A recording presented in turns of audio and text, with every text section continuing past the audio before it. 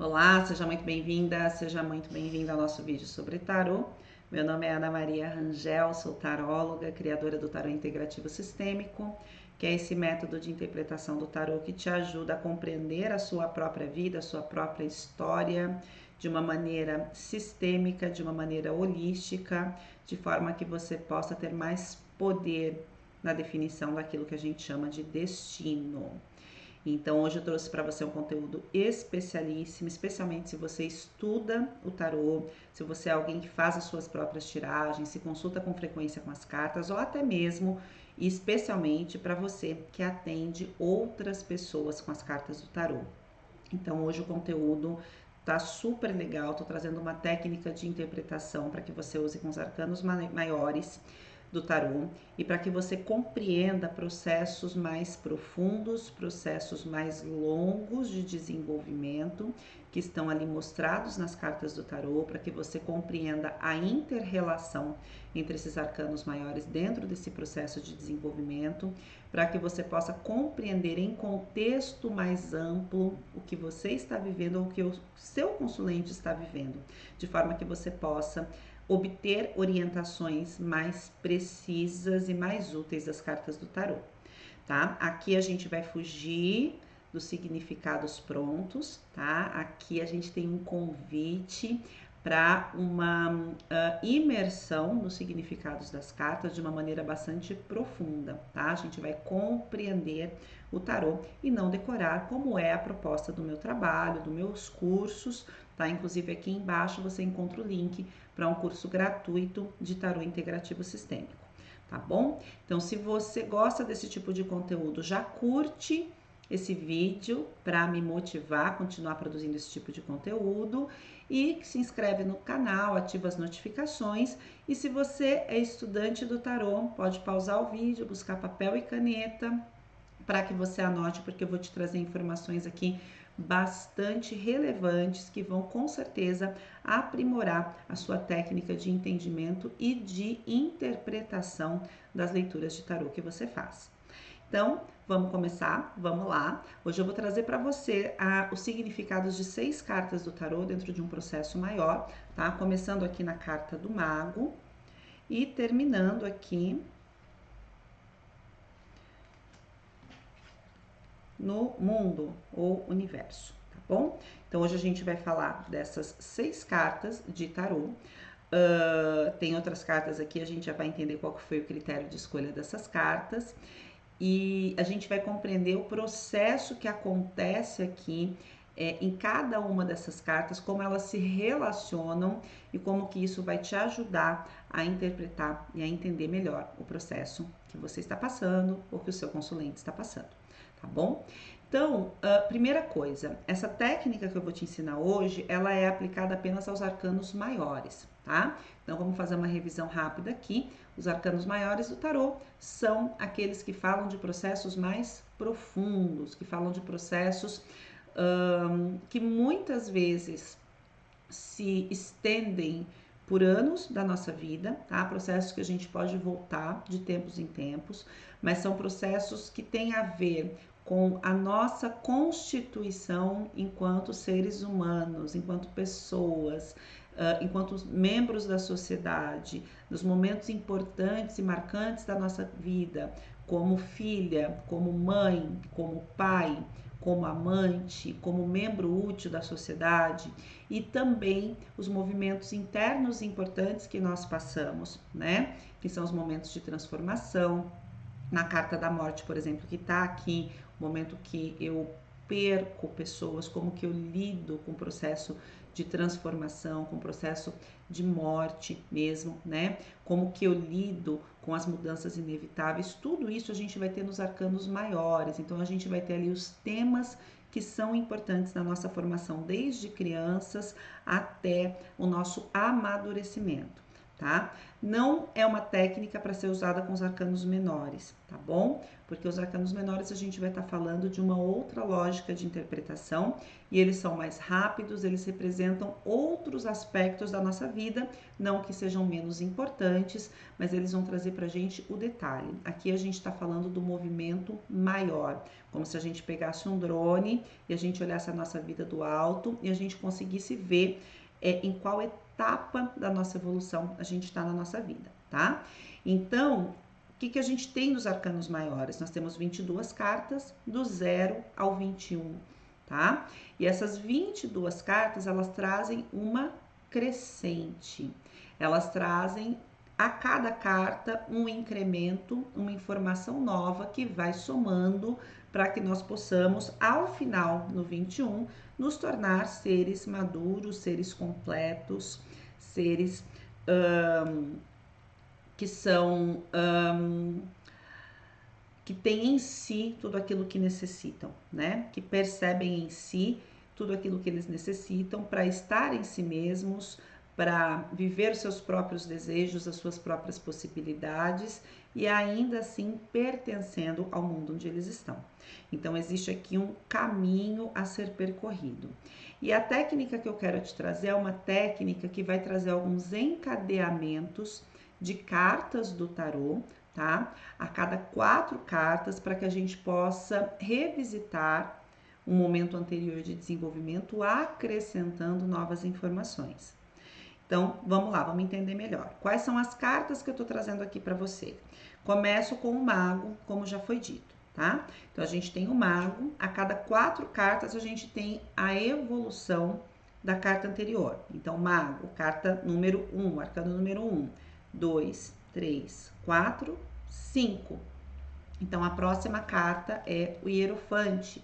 No Hierofante, como vocês vão perceber, a gente tem aqui uma evolução da energia do mago. A gente já vai entender como que isso acontece. Conta mais 4 cartas a partir do Hierofante. Arcano número 5, 6, 7, 8, 9. Então, a gente tem aqui o Eremita. Do Eremita, mais 4 cartas. 9, 10, 11, 12, 13. A Morte. Arcano maior número 13. Arcano número 13, 14, 15, 16, 17. A gente tem aqui a estrela. E a partir da estrela, 17, 18, 19, 20, 21. A gente tem aqui o mundo, tá? Então, nós temos aqui essas 6 cartas, onde todas elas falam de um processo de desenvolvimento que começou lá no mago, tá? E esse processo de desenvolvimento vai passar por algumas etapas que nós somos capazes de entender quando a gente olha o tarô dessa maneira sistêmica, tá bom? Então, vamos começar aqui pelo mago. O que a gente tem no mago, gente? No mago, sistemicamente, a gente está falando da energia masculina, aqui em termos energéticos, tá, gente? Todos nós temos energia feminina e masculina dentro da gente. A masculina, ela tá muito relacionada com o exteriorizar, né? Então, é a comunicação, é o buscar, é o olhar para fora, é o pensar, né?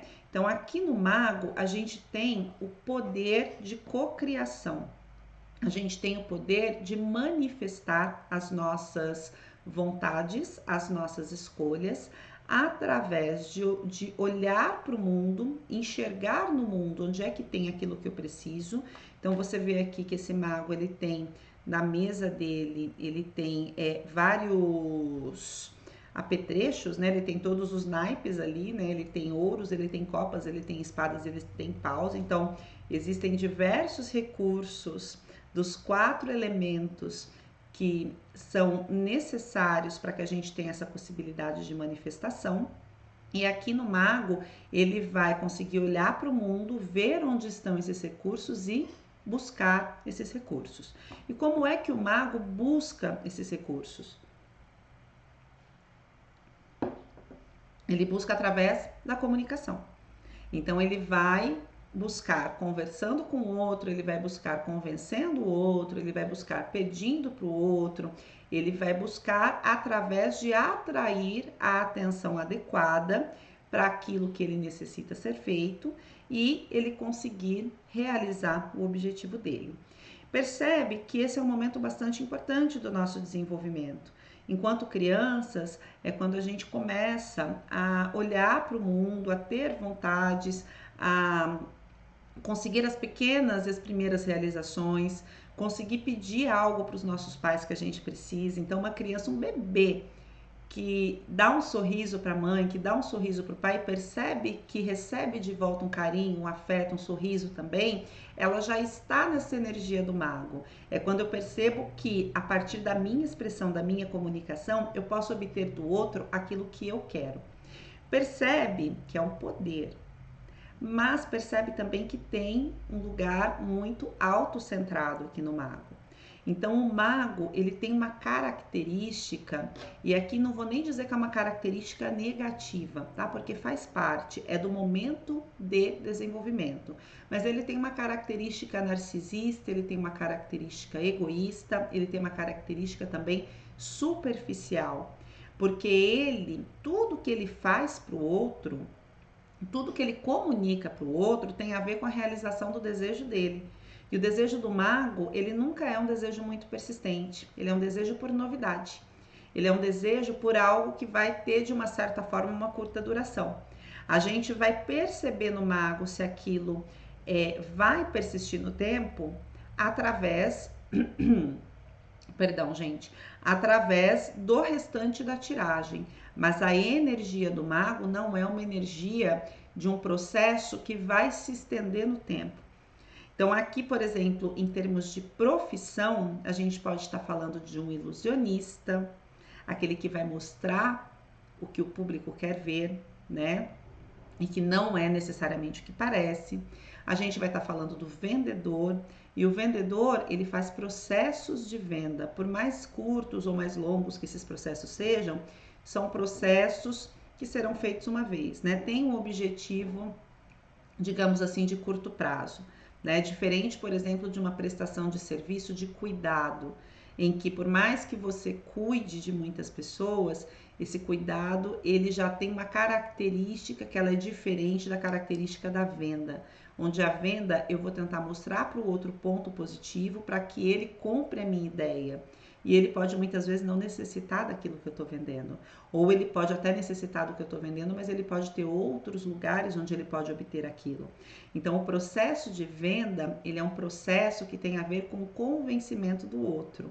De eu mostrar para o outro, olha, é do seu interesse fazer o que atende o meu interesse. Então, aqui, profissionalmente, a gente está falando desses trabalhos de mais curta, processos de mais curta duração e que necessitam dessa coisa do convencimento. O mago, ele tem muito a ver com vender o próprio peixe, né? Mas não tem aprofundamento aqui. Então, no amor, por exemplo, o mago, ele é o conquistador. Ele é aquele que é muito legal no processo de conquista enquanto tiver novidade, enquanto estiver atendendo os desejos. Ele não gosta de aborrecimento, ele não gosta de ter que lidar com questões mais profundas. Então, o mago, se não está numa relação que está começando ali, ele pode estar falando sim, dependendo do jeito que ele cai numa tiragem de relacionamento, de uma pessoa que é mais superficial, que é mais egoísta, que pode sim ser mentirosa, dependendo das cartas que acompanham, porque tem uma superficialidade, tá? Tem uma capacidade muito grande de conquistar, sim, mas talvez não tenha interesse ou capacidade de manter aquilo que conquista. Então, a gente está falando aqui de um momento do desenvolvimento. Ó, que legal! Eu sei falar para o outro o que ele quer ouvir para ele fazer o que eu quero. É importante a gente aprender a fazer isso. Enquanto crianças, enquanto adolescentes, se profissionalmente a minha profissão exige isso de mim, né? Bacana, legal. Mas aqui não tem aprofundamento. Então, quando a gente fala de desenvolvimento pessoal, chega num determinado momento que começa a ficar raso, que começa a ficar insuficiente, que as soluções propostas por quem está nesse momento do mago são soluções que não passam pelo desenvolvimento de uma disciplina, pelo desenvolvimento de valores mais sólidos e mais profundos, porque está profundamente baseado na gratificação imediata e também na realização dos próprios desejos. É extremamente egoísta, ele não pensa no outro, ele pensa em si. Ele pensa em si e não é nem em si também a longo prazo, em si a curto prazo. O que eu quero agora, o que eu quero para o mês que vem, o que eu quero para a semana que vem. Não é um planejamento de longo prazo, dentro de uma perspectiva existencial, tá, gente? Tudo vai depender também da tiragem, sempre relembrando. Então, a gente conseguiu entender um pouquinho aqui sobre o processo do mago.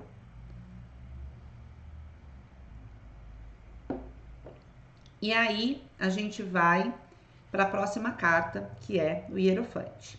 Então, lembra que a gente está falando aqui de um processo de desenvolvimento de uma pessoa, né? Do nosso desenvolvimento pessoal. Então, enquanto criança, enquanto adolescente ou enquanto num estado adolescentizado, a pessoa se satisfaz com conquistas, com situações que são mais superficiais, que são mais egoístas, que oferecem ali uma gratificação mais imediata. O que o Hierofante traz? O Hierofante, dentro de uma perspectiva sistêmica, ele traz para a gente o contexto de família, o contexto de escola, o contexto de igreja. A gente está falando aqui de valores de comunidade, a gente está falando aqui de valores que tem a ver com o coletivo. Então, o Hierofante, ele traz muito essa ideia de tradição, ele traz muito essa ideia de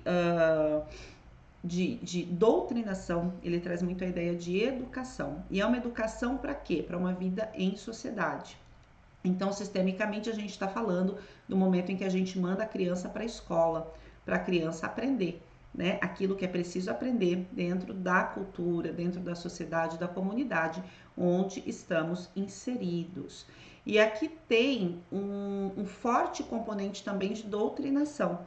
Tá? O Jordan Peterson, no livro 12 Regras para a Vida, se eu não me engano, tá? Eu acho que é no 12 Regras para a Vida, ele fala sobre a religião como essa instituição que vai trazer um pouco de comportamentos mais aceitáveis para pessoas que estão terrivelmente brutalizadas no seu nível de consciência, pessoas que estão ali apenas conseguindo perceber o eu, o que eu quero, o que faz sentido para mim agora, que não conseguem pensar em termos de comunidade, que não conseguem pensar em termos de sustentabilidade das ações e das atitudes tomadas. Então, quando você vem para uma perspectiva religiosa, você vai pensar que tem um Deus lá em cima, que te deixou 10 mandamentos e que você tem que seguir esses mandamentos. Já que você não é capaz de quantificar a dor do outro ou da outra, quando você de alguma forma cobiça e vai lá e tem relações com a mulher do outro, ou com o homem da outra, ou o que quer que seja, você não vai fazer isso porque Deus falou para você que não é para você fazer, porque isso é pecado e isso vai acarretar para você uma punição. Então, é o substituto para um nível de consciência mais elevado. A gente tem os princípios da cultura, da religião, da sociedade em que a gente está, que vão fazer com que essa sociedade prospere.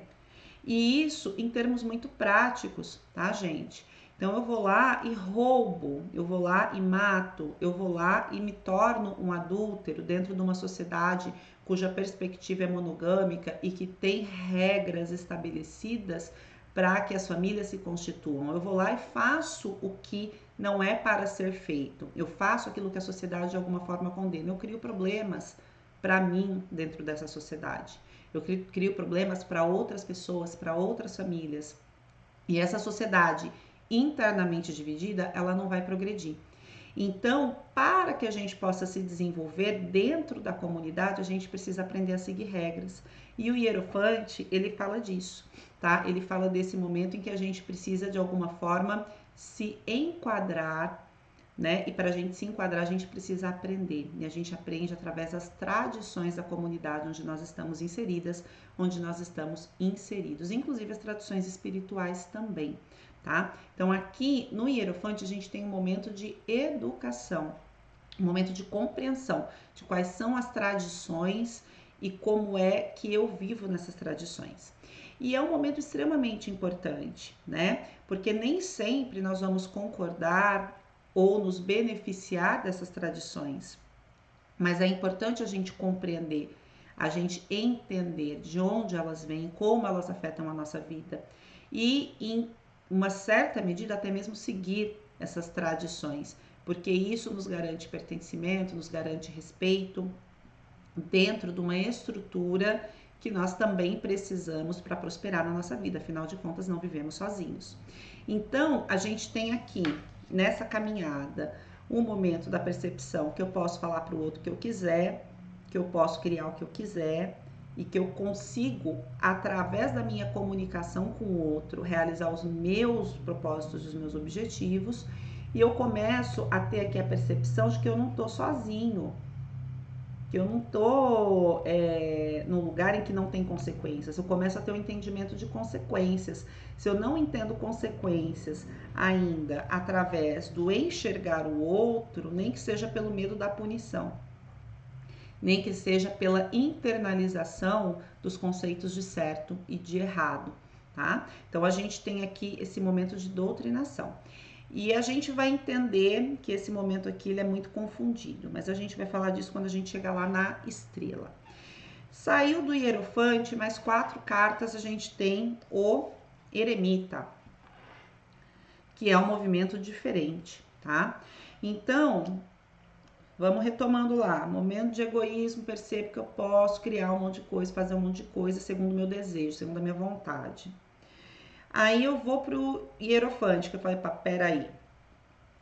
Dependendo do que eu fizer, eu vou perder a aprovação social, eu vou perder o meu senso de pertencimento. No Hierofante tem muito essa questão do pertencimento também. Por que que você aprende as regras de uma determinada cultura? Para você pertencer. Por que que você chega numa empresa e quando você está fazendo aquele movimento ali de o onboarding, aquela adaptação, né, aquela chegada na empresa de conhecer a cultura organizacional, para você compreender o que é aceitável, o que não é aceitável dentro daquele grupo, dentro daquela cultura organizacional, para que você possa pertencer.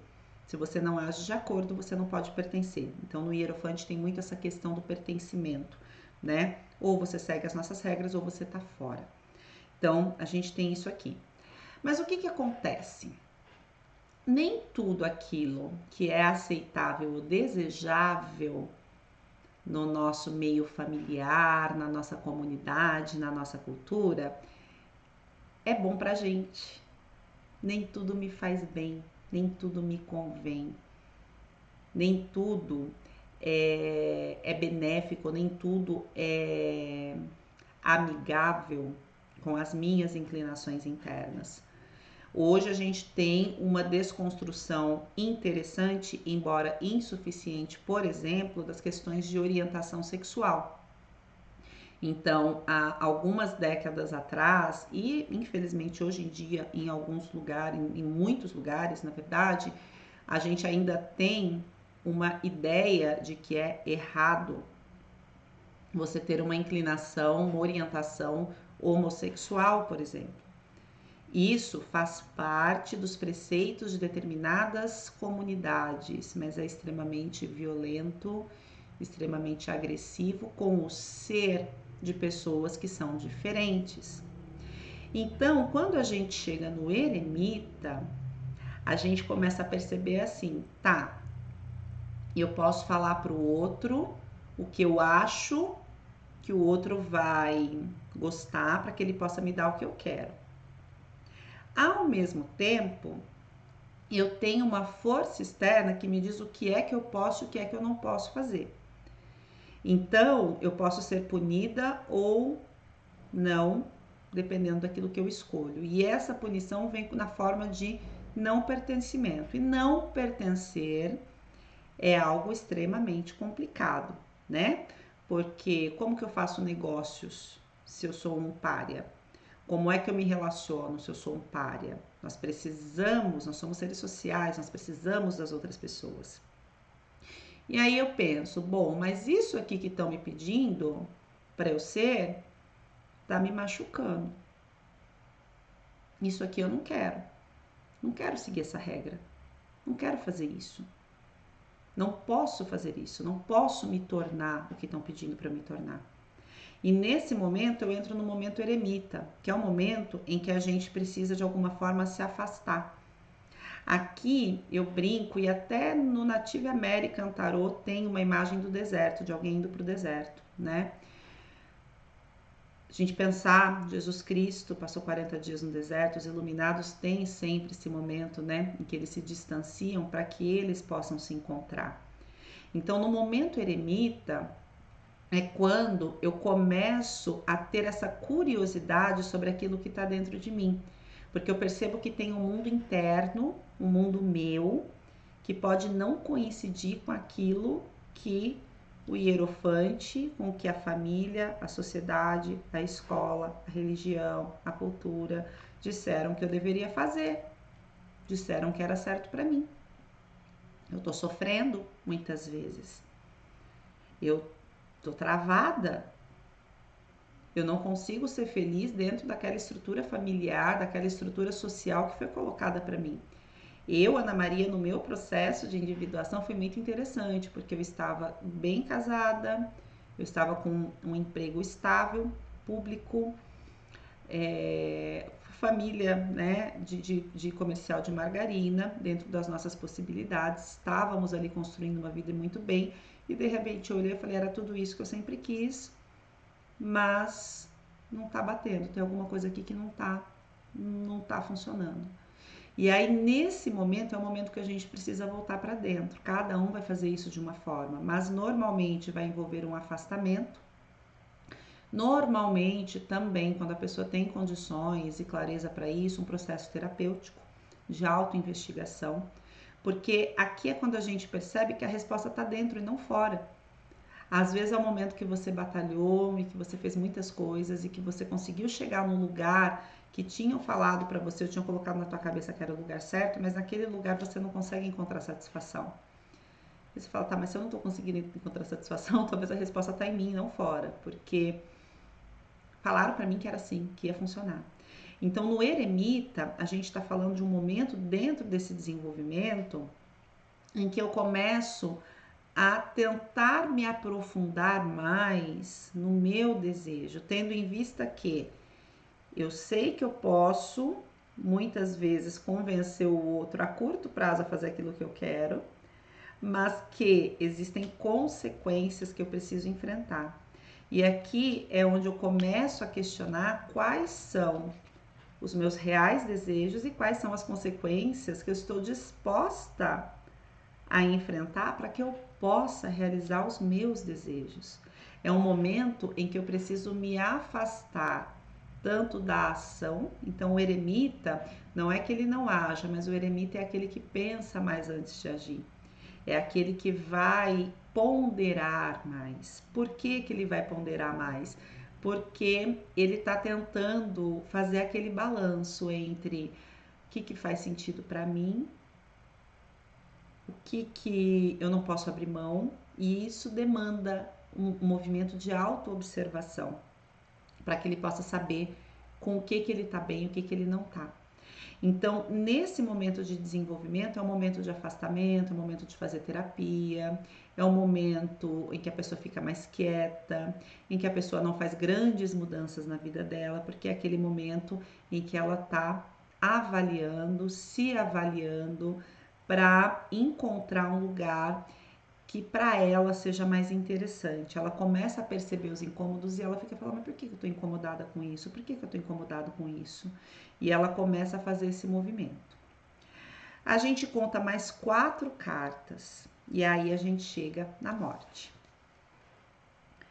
Então aqui, quando nós chegamos no momento da morte, é quando essa reflexão ela vai nos levar a perceber as nossas repetições, ela também vai levar a gente a perceber as nossas forças e as nossas fraquezas, né? Então a gente tem a roda da fortuna, repetições, as nossas forças na força, aqui considerando a força como arcano maior número 11, tá, gente? para quem estuda o tarô, sabe que existe uma inversão no tarô de White, que é esse que eu estou usando, mas eu considero a ordem original do tarô, onde a força é o arcano 11. E as nossas fraquezas no 12, que é o pendurado. Então eu começo a perceber, as coisas tendem a se repetir de alguma forma. Os ciclos tendem a se repetir de alguma forma. Eu tenho forças e eu tenho também fraquezas, paralisações. E aí na morte é quando eu consigo fazer esse movimento de me transformar, de deixar morrer aquele personagem que foi criado lá no Hierofante, aquele personagem que eu questionei aqui no Eremita, e que aqui eu, num movimento rápido e muitas vezes egoísta, eu percebo que não dá mais para eu ficar tentando agradar pai, agradar mãe. E eu também não quero mais ficar nesse lugar meio neutrão, né? Meio parado, meio ponderando, meio pisando em ovos o tempo todo. Então aqui eu já adquiri algumas certezas, aqui eu já sofri o suficiente, aqui na morte tem um lugar também, né, de nós termos lidado por muito tempo com a paralisação. Então é aquele momento que eu fico, não sei o que é o certo, não sei quais vão ser as consequências dessa escolha ou dessas escolhas que eu quero tomar, ou que eu pretendo tomar, e eu começo a perceber que se eu não fizer alguma coisa, nada vai mudar. Então, normalmente, quando a gente chega no momento da morte, é um momento em que eu falo, ok, eu vou precisar abrir mão de alguma coisa. Ok, agora eu vou pensar no que eu percebo, no que eu entendo que é melhor para mim nesse momento, mesmo que isso me custe muito. Então, na morte, a gente tem um momento em que eu preciso fazer escolhas, eu preciso abrir mão de coisas, eu preciso enfrentar medos, tá? A morte não é um momento tranquilo, não é um momento legal, é um momento assim de medo, de agonia, eu não sei o que eu vou encontrar do outro lado, porque tudo que eu construí da minha personalidade, eu construí para que eu pudesse pertencer, para que eu pudesse ser amada, para que eu pudesse ter uma vida dentro daquilo que eu aprendi que é o correto. Se eu começar a viver uma vida incorreta, se eu começar a viver uma vida muito fora dos padrões daquilo que foi ensinado para mim que era o correto, o que vai acontecer comigo? Será que tem outro jeito de viver? Então, na morte é quando eu consigo finalmente enfrentar esse medo e fazer a transformação necessária. É um momento mais egoísta, é um momento assim que costuma trazer transformações mais rápidas, mas também é um momento muito difícil. É um momento em que as consultas à terapia parecem ser ainda mais necessárias e mais frequentes, porque é um momento de crise, mas é uma crise de transformação, tá? É uma crise onde eu consigo ali entender o que eu preciso mudar no meu comportamento, que está me levando a repetir situações que já não ressoam com a minha alma. E aí a gente tem mais 4 cartas, né? E aí a gente vai para o 17. E no 17, a gente já passou por outras transformações. Então percebe que eu venho de uma percepção do que eu quero, do que eu desejo, de um poder pequeno que eu tenho ali, que é o poder de convencimento do outro, que é o poder de fazer o outro fazer por mim, né? Ou de fazer o outro trazer para mim os recursos que eu preciso para realizar meus desejos. Eu tenho a limitação dos desejos no 5, onde existe um senso comum de certo e errado, que é passado para mim como sendo a regra para a vida, né? Eu passo por um momento de interiorização, eu começo a me questionar o que eu realmente quero e eu decido me transformar. Então, a gente tem um movimento aqui que ele tem a ver com a minha percepção de eu segundo aquilo que eu fui moldado e uma libertação desses moldes. O momento em que eu deixo morrer partes minhas que me mantinham preso ao que eu fui induzida a acreditar que seria o correto para mim, dentro da cultura, da família, da sociedade, tá? Quando a gente sai do 13, né, e a gente vai passar para um outro nível, a gente já vai começar a ver as transformações que esse processo traz. Então, eu saio do 13, eu vou para a temperança, para o 14, que é o lugar em que, ao mesmo tempo em que eu tento me equilibrar, eu de alguma forma também encontro alguma fluidez. Eu saio daquela paralisação do 12, porque eu rompi com algumas estruturas internas que me impediam de fazer aquilo que eu queria. Então, quando eu vou para o 14, que é a temperança, eu já consigo fluir melhor. Mas aí eu preciso lidar no 15 do demônio com o colocar limites em mim e no outro, né? E eu preciso lidar também com a desestruturação de realidades externas. Então, aqui, quando a gente chega no 17, a gente está falando do momento em que a nossa transformação nos trouxe perdas. A gente perde coisas, tá? Então, no 17, quando no meu momento de desenvolvimento eu consigo chegar no 17, eu já passei por situações em que eu percebo que eu me comportar diferente, em que genuinamente eu aceito as consequências da minha forma de me comportar diferente, da minha forma de ser e estar no mundo, eu percebo que isso também me faz perder determinadas estruturas. E essas estruturas podem ser estruturas pelas quais eu batalhei muito no passado, né? Então pode ser um emprego, pode ser um casamento, pode ser ali uma condição de saúde, uma condição existencial, né? Então eu começo de algumas, eu passo a enfrentar, ou eu enfrento de alguma forma a consequência externa da minha transformação interna. E aí, como essa consequência vem, como eu consigo aceitar isso, como eu consigo lidar com isso, vai depender muito do nível de consciência, do nível de apego, do nível de apoio, inclusive, que eu obtive nesse processo. Então, quando eu chego no 17, eu já passei por uma desestruturação externa também, né? Bastante importante, porque ali eu precisei rever as minhas relações de alguma forma, né? Eu precisei me dar conta do que é estar num estado de equilíbrio e eu comecei a perceber as pessoas, as situações, as circunstâncias que me tiram desse equilíbrio. E eu me libertei, voluntária ou involuntariamente, de estruturas que me mantinham presa num lugar em que os meus instintos, os meus desejos, o meu ser não era bem recebido. E aí eu vou buscar outros espaços, outros lugares. Eu começo aqui a renovar o meu sistema de crenças, que aqui no 1 era voltado para mim, para os meus desejos, e que aqui no 5 era voltado para o que queriam de mim.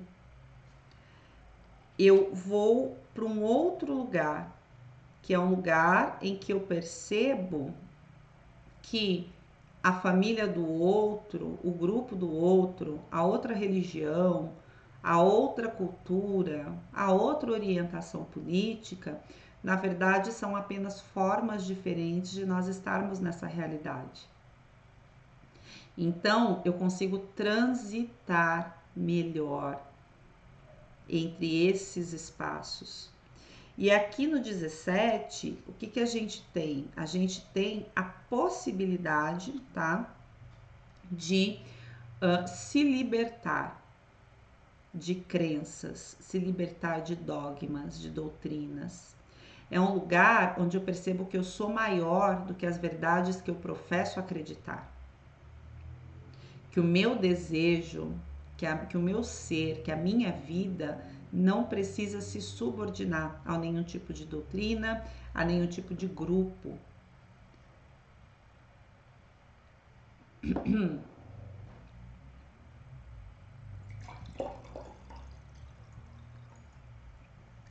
A nenhum tipo de determinação externa. Então aqui é um lugar onde eu vou ganhando liberdade e é um lugar também onde eu começo a encontrar uma turma, uma família espiritual que seja mais conectada com o meu eu interno.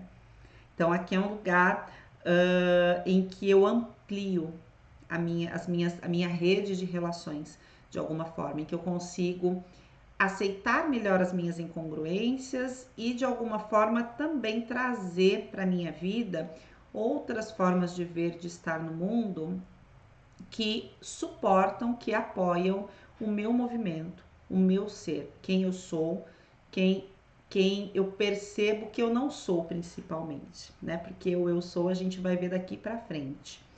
Aí a gente sai do 17, a gente tem o 18, 19 e 20, né? Antes de chegar no 21, que é o fim da jornada. Então, quando eu chego aqui no 21, eu, através de todo esse processo que eu vivi aqui atrás, eu consigo me perceber total. Eu consigo perceber que tudo aquilo que eu vivi faz sentido. Eu consigo perceber que é possível eu não necessariamente obedecer a todas as determinações e ainda assim pertencer. Eu já sei me interiorizar, me perceber, olhar para mim, entender os meus desconfortos, tomar atitudes para mudar.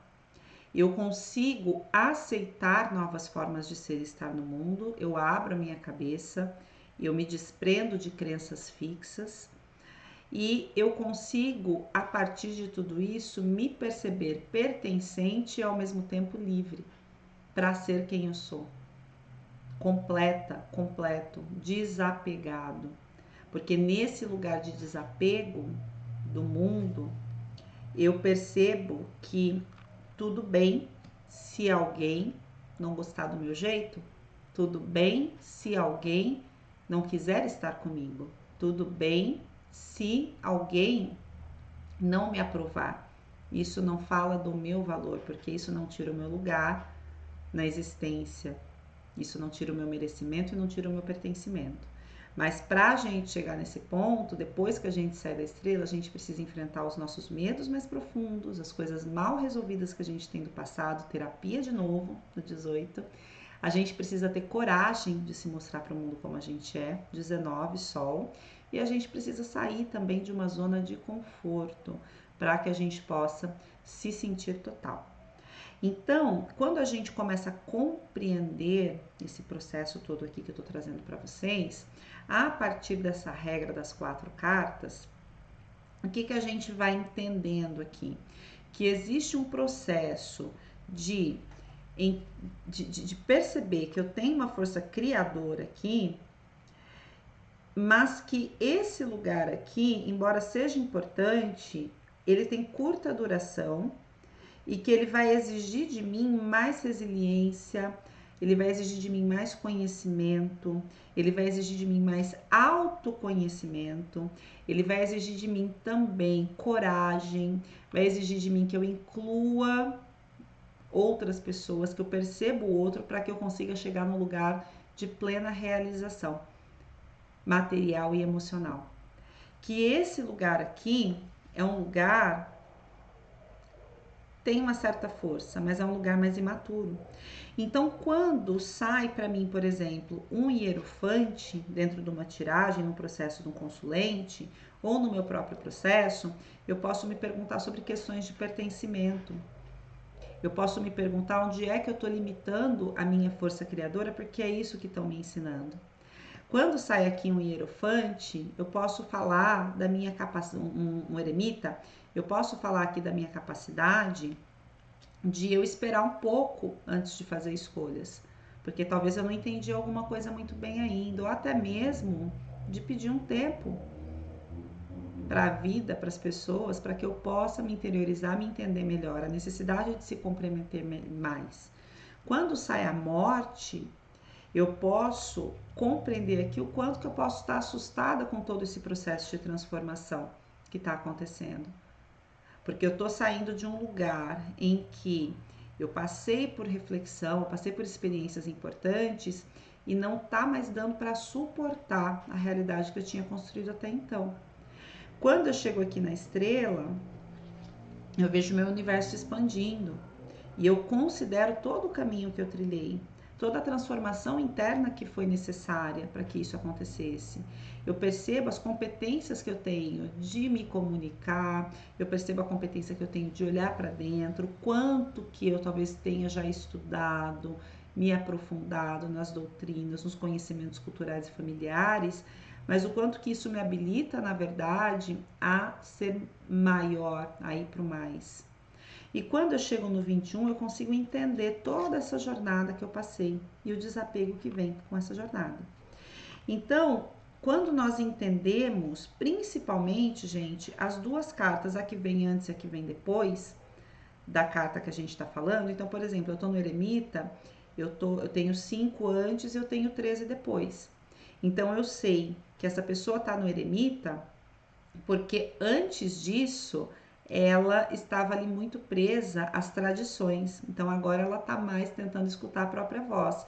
E que o próximo movimento na vida dela, muito provavelmente, vem uma transformação. O eremita é como se ela estivesse ali se preparando e gestando essa transformação. Quando eu estou na morte, eu percebo que a pessoa chegou nesse ponto porque ela passou por momentos em que ela se observou bastante, em que ela se percebeu bastante, em que ela se questionou bastante no eremita, em que ela avaliou bastante tudo para que ela possa tomar algumas atitudes, mas que ainda assim tudo isso é muito sofrido para ela. E aí eu também posso entender que o próximo movimento que vem é um movimento de maior integração com grupos diferentes, vem pessoas diferentes depois desse momento difícil. Ele não é o fim, mas é um momento difícil. Então a gente consegue ter um cenário maior e dessa forma a gente consegue ajudar o nosso consulente, a nossa consulente, a identificar aquilo que está se passando na vida dela, inclusive identificando algumas distorções. Por exemplo, uma distorção muito comum, a gente tem uma distorção comum no movimento New Age. A gente tem aqui o 17, que é uma carta que representa, né, pessoas de pensamento mais vanguardista, menos tradicionais, e a gente tem o eremita, que é justamente a questão das tradições, né? Então, a gente fica, por exemplo, às vezes, num lugar aqui no 17, onde tem uma tendência de entrar num lugar doutrinativo. Então, eu deveria estar, por exemplo, mais focada na minha liberdade, ao invés do que uma determinada filosofia, doutrina ou até mesmo mentalidade está dizendo para mim. Se eu acho que eu estou no lugar de vanguarda intelectual, espiritual, religiosa, o que quer que seja, e sai um hierofante, o hierofante vem falar que eu estou muito mais preocupada, na verdade, com a aprovação externa. E aí é bastante interessante a gente conhecer esses movimentos, porque quando a gente consegue entender o movimento que a gente está, a gente consegue honrar esse movimento e fazer o caminho para os próximos. Conta para mim aqui se fez sentido para você essa técnica, se você já usava, já conhecia essa técnica, e também me conta o que mais que você gostaria de saber sobre técnicas de interpretação do tarô, para que eu possa trazer outros vídeos para você. Um beijo e até a próxima!